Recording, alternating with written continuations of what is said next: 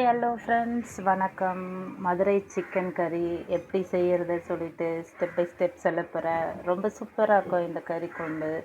So running nose, தலைவலி, தலை பாரம் அந்த மாதிரி யாருக்காவது இருந்ததுன்னா அந்த சண்டேயில் இதை செஞ்சுடுங்க. சூப்பராக அவங்க மாத்திரை மருந்து எடுக்காமே ரிலீஃப் ஆகிடுவாங்க. ஒன்றும் இல்லை ஃப்ரெண்ட்ஸ், குக்கரை வச்சு ஒரு கொஞ்சமாக எண்ணெய் ஊற்றி பட்டை லவங்கம் கிராம்பு போட்டு வெங்காயம் ஒரு 4 சின்ன வெங்காயம் நறுக்கி போட்டு அதை அப்படியே வதக்குங்க. அது வதக்கின பிறகு தேவையான தக்காளி, நம்ம தக்காளி சுவை எப்படி சாப்பிடுவோம், எவ்வளோ குழம்பு கூட்ட போகிறோன்றதுக்கு ஏற்ற மாதிரி நீங்கள் தக்காளி ஆட் பண்ணிக்கோங்க. தக்காளியவும் போட்டு அது அரைச்சி போடக்கூடாதா யோசிப்பீங்க. அது அரைக்க வேண்டாம், அரைக்காமல் செய்கிறது தான் இந்த மெத்தடு. ஸோ நீங்கள் தேவைன்னா அரைச்சி போட்டுக்கோங்க. கொஞ்சம் மஞ்சத்தூள் உப்பு போட்டு அது எண்ணெயிலே அப்படியே வதங்கி வரட்டும். அதுக்குள்ளே நம்ம அதுக்கு தேவையான காரம், அதாவது ஆஃப் காரம் போட்டுக்கலாம். ஏன்னா கறியும் இதில் போட்டு நம்ம பெரட்ட போகிறோம். அதனால் ஒரு 2 ஸ்பூனு எல்லாம் கலந்த மிளகாத்தூள் இருந்தது, அதை தான் நான் போட்டிருக்கேன். அது ரொம்ப நல்லாயிருக்கும் வீட்டில் அரைக்கிறதுனால.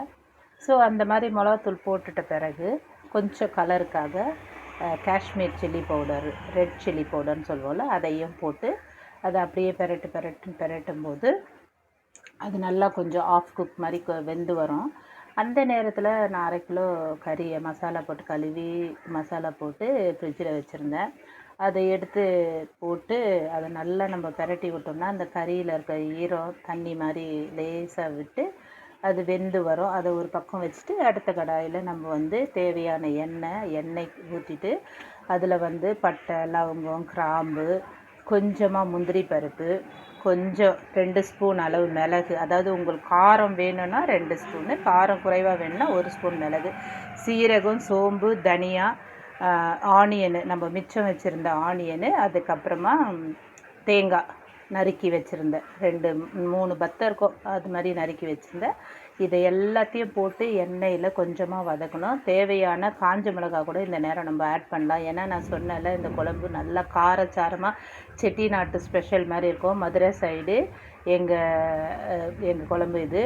ஸோ நல்லா நீங்கள் சூப்பராக அந்த மாதிரி வதக்கும் போது கொஞ்சம் கருக ஆரம்பிக்கும் கடாயில். நீங்கள் எண்ணெய் ஊற்றி அதை கொஞ்சம் வதக்கிக்கலாம், ஒன்றும் தப்பு இல்லை.